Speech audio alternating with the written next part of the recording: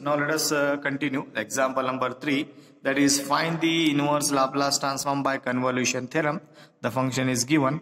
As I told you, out of these you have to split f of s and g of s. So here two terms are there. You take one term in f of s and g of s one term. Okay. So find its Laplace inverse. Laplace inverse of this one is given as sin at divided by Laplace inverse of this term again is sin at divided by, call it as f of t and g of t. After getting this one by convolution theorem, apply the convolution theorem. What does the convolution theorem state? That Laplace inverse of this one, okay, so is equal to, you know that directly, integration u from 0 to t, that is f of t. So what is f of t here? Sorry, that f of u is here. What is f of u? F of u is here, okay, sin au divided by into. Next one is g of t minus u. So wherever g of t is there, replace t minus u. So therefore sin of a, replace t as t minus u. So therefore multiply a inside, it becomes at minus au divided by a as it is. Okay. Now see here, a I will take outside, a square it becomes. So as I told you, sin a into sin b. So there is a formula 1 divided by 2 cos of a minus b, sorry, cos of a plus b minus cos of a minus b. Okay, this is the formula. Yeah? So apply the formula. 1 divided by 2a square as it is, cos as it is, au plus au, 2au minus at. Minus sign as it is, cos of minus au plus au get cancelled. So cos of at as it is with respect to du. Okay. Then 1 divided by 2a square as it is. The integration of cos is sin 2au minus at divided by differentiation of 2au with respect to du.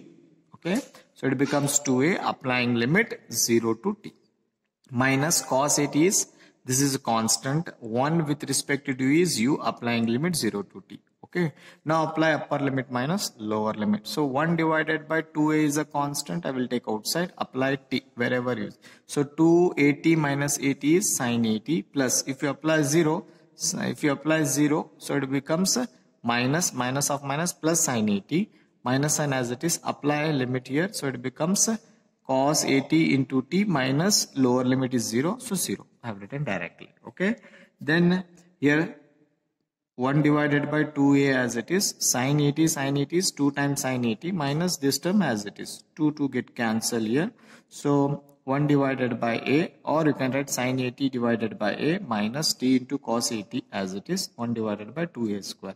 So this is the Laplace inverse of the given function 1 divided by s square plus a square the whole square. Okay. So let us discuss the next example, example number 4. Again here, find the Laplace inverse of 1 divided by s minus 1 s square plus 1 by using convolution theorem. Okay, so as I told you that you have to split the given function in terms of f of s and g of s. So the first function I used to take like this, 1 divided by s minus a as a f of s. So find its inverse. Okay, Laplace inverse of 1 divided by s minus 1 is e raised to t. You call it as f of t. Then later on, Laplace inverse of the second function I used to define as remaining 1 divided by s square plus 1. So find its Laplace inverse of 1 divided by s square plus 1 is equal to, you know the Laplace inverse of 1 divided by s square plus 1 is sin t, call it as g of t. Now later on you have to apply the convolution theorem. The convolution theorem states that Laplace inverse of the given function is equal to integration u from 0 to t, that is f of u. So what is f of t here? This is f of t e raised to t. So as I told you, in f of t you have to replace t as u. So therefore f of u becomes e raised to u. So therefore e raised to u into. So g of t minus u is there. So wherever g of t is there, you replace t as t minus u. So you will get like this, sin of t minus u. So sin of t minus u with respect to du.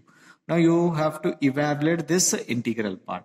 So this is a standard formula we are having in this particular example. This is different example. We have a standard formula, e raised to ax sin bx plus c with respect to dx is written as like this, e raised to ax divided by a square plus b square. We already used this in a unit number 2, that is Fourier series. We have a standard formula there. So in the bracket, a sin bx minus b cos bx. Okay, where here in this particular example the coefficient of u is a, then coefficient of here also u is minus 1.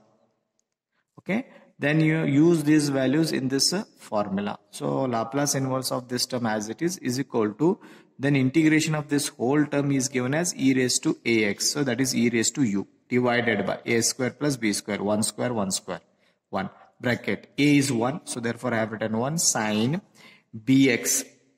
Bx is nothing but t minus u plus cos of t minus u, applying limit 0 to t. Okay, then later on 1 by 2. Why? Because 1 by 2 is 1 plus 1 is 2 is there. So e raised to u is there. Apply limits here. If you apply limits, e raised to t. Okay. If you apply limits here, it becomes 0. Okay. If you apply limits here, cos 0 is 1. Okay. Minus. Why I have written this 1 here? Because if you apply here e raised to 0, it becomes 1 bracket. If you apply 0 here, wherever u is there, you have to apply 0, so it becomes sin t. Wherever u is there, you apply here 0, so that will become cos t. So cos t. Then later on e raised to t into 1 e raised to t minus sin t minus cos t. So this is the solution for the example number 4 here. So let us discuss the next last example of the convolution theorem in next video.